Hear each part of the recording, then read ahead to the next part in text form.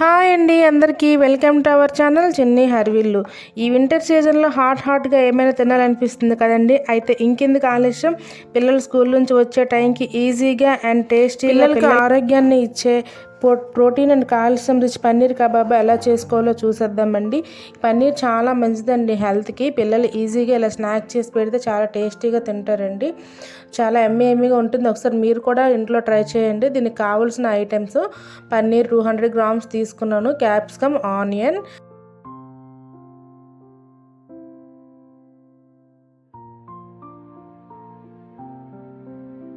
Masala preparation కావాల్సిన items అన్నీ నేను కింద స్క్రోల్ అవుతుంది చూడండి. ఇగోండి, మనకి ధనియాల పౌడర్, కర్డ్, కారం, గరం మసాలా, జీలకర్ర పొడి అండ్ పెప్పర్, సాల్ట్ అయితే మనకు అవసరమండి. అలాగే ఆయిల్, ఆనియన్, క్యాప్సికమ్, పన్నీర్. ఇంతేనండి, మనకు చాలా సింపుల్ ఐటమ్స్తో అయిపోతుంది. ఇప్పుడు మనం వీటన్నింటినీ, ఈ మసాలాన్నింటినీ మిక్స్ చేసుకోవాలి. 4 స్పూన్స్ ఆఫ్ కర్డ్ తీసుకోవాలండి. కర్డ్ కొద్దిగా మనం యాడ్ చేసుకున్నా పర్వాలేదు. కర్డ్ తీసుకున్నాక ఇందులోనే ఇప్పుడు మసాలా ఐటమ్స్ అన్నీ వేసుకోవాలి. ఒక్కొక్కటి చెప్తాను చూడండి వేసుకున్న ఐటమ్స్ అన్నీ. ఫస్ట్ కొన్ని గరం మసాలా, చిన్న స్పూన్తో తీసుకుంటున్నానండి నేను గరం మసాలా. స్మాల్ స్పూన్ ఇది, 1.5 స్పూన్ గరం మసాలా. అలాగే ఈ ధనియాలు అండ్ జీలకర్ర రెండు మిక్స్ అండి. సపరేట్గా ఉంటే మీరు సపరేట్గా వేసుకోండి. నా దగ్గర అయితే మిక్స్ ఉందన్నమాట, సో అది వేసుకున్నాను నేను. ఇది వచ్చేసి బ్లాక్ పెప్పర్, లైట్గా బ్లాక్ పెప్పర్ కూడా వేసుకోవాలి. మనం బ్లాక్ పెప్పర్ వేసుకుంటాం కాబట్టి కారం కొంచెం తగ్గించుకోవాలి, లేదంటే కారం ఎక్కువైపోతుంది. అండ్ సాల్ట్, టేస్ట్కి సరిపడిన సాల్ట్ వేసుకోండి. మీకు ఎంత అదే మీరు ఎలా తింటారనుకుంటే అలా వేసుకోండి సాల్ట్. అండ్ ఫైనల్లీ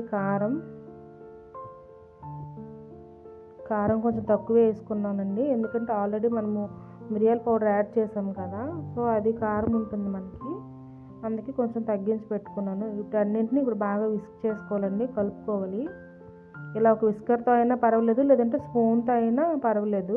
ఇలా కలుపుకుంటే మనకి లంప్స్ అనేవి ఏమి ఉండవండి. ఉండల్లాగా ఈ మసాలా ఎక్కడైనా ఉండలాగా అలాగా చుట్టుకొని ఉండిపోదు, బాగా మిక్స్ అయిపోతుంది మొత్తం. ఈ మసాలా అంతటిని మిక్స్ చేసుకునేకి ఈలోపే స్టవ్ పైన ప్యాన్ పెట్టుకున్నాను, అది కొంచెం హీట్ అవుతుంది. ఈలోపే ఇదంతా మనం తయారు చేసుకుంటాము. ఇందులో కొంచెం 1/2 స్పూన్ ఆయిల్. మనకి మసాలా అయితే రెడీ అయిపోయింది. ఇప్పుడు ఇందులోనే మనం కట్ చేసి పెట్టుకున్న క్యాప్సికమ్, ఆనియన్ అండ్ పన్నీర్ని యాడ్ చేసుకొని ఈ మసాలా అంతటిని ఈ పన్నీర్కి బాగా పట్టేటట్టు కలిపేసుకోవాలండి. ఇదిగోండి, మనము క్యూబ్స్ లాగా ఇలా కట్ చేసుకోవాలి. పన్నీర్ని క్యూబ్స్ లాగా కొంచెం పెద్దగా కట్ చేసుకుంటే బాగుంటుంది స్టఫింగ్కి. క్యాప్సికమ్, ఆనియన్ కూడా కొంచెం క్యూబ్స్ లాగా కట్ చేసుకొని వాటిలో ఒక్కొక్క తొక్కలా తీసుకోవాలి. ఆనియన్ని ఒక తొక్కలా తీసుకోవాలి. మొత్తము ఒక లేయర్స్ ఉంటాయి కదండి, ఒక్క లేయర్ని తీసుకోవాలి ఇలా క్యూబ్లా కట్ చేసుకొని. ఎక్కువ లేయర్స్ ఉండకూడదు. ఇదిగోండి, ఇలా వీడియోలో చూపిస్తున్న విధంగా ఒక టూత్ పిక్ తీసుకొని ఫస్ట్ క్యాప్సికమ్ని, ఆనియన్ని, పన్నీర్ని, మళ్ళీ పైన క్యాప్సికమ్ అండ్ ఆనియన్ని స్టఫ్ చేసుకుంటాము. ఇలాగా స్టఫ్ చేసుకొని సైడ్ పెట్టుకుంటాము. ఇంకొన్ని ఇలా అన్నిటిని ఒకసారి అన్నిటిని కూడా ఇలాగే స్టఫ్ చేసుకోవాలి మనము టూత్ పిక్కి.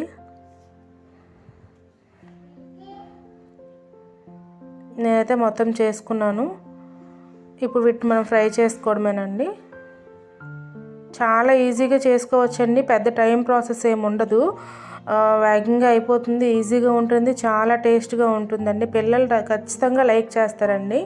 ఒకసారి ట్రై చేసి మీరు కూడా ఇంట్లో ట్రై చేసి మీ పిల్లలకి పెట్టండి. మీరు కూడా తినండి, పిల్లలకనే కాదు, చాలా బాగుంటుందండి. అన్నిటిని నేను ఇలా ప్లేస్ చేసుకున్నాను ఆయిల్లో. ఆయిల్ కూడా మనకి ఎక్కువగా ఏమి దీనికి అవసరం లేదండి.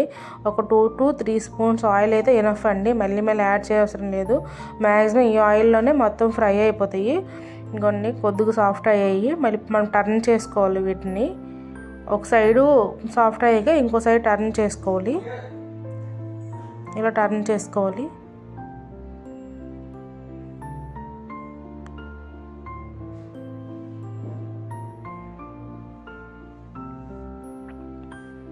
చాలా బాగుంటుందండి. నేను ఒక చెప్తాను కదా, మీరు ట్రై చేయండి. నేను కూడా మా పిన్ని దగ్గర ఈ రెసిపీ తెలుసుకున్నాను ఇక్కడ అపార్ట్మెంట్లో.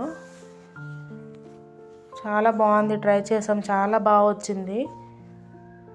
స్నాక్కి బాగుంటుంది ఈవినింగ్ టైము. ఈ వింటర్ సీజన్లో ఏదైనా తినాలనిపించి మనకు ఫుడ్ క్రేవింగ్స్ ఎక్కువ ఉంటాయి కదండి. ఏదైనా తినాలి వేడివేడిగా అనిపిస్తుంది కదా, ఇది ఒకసారి ట్రై చేయండి.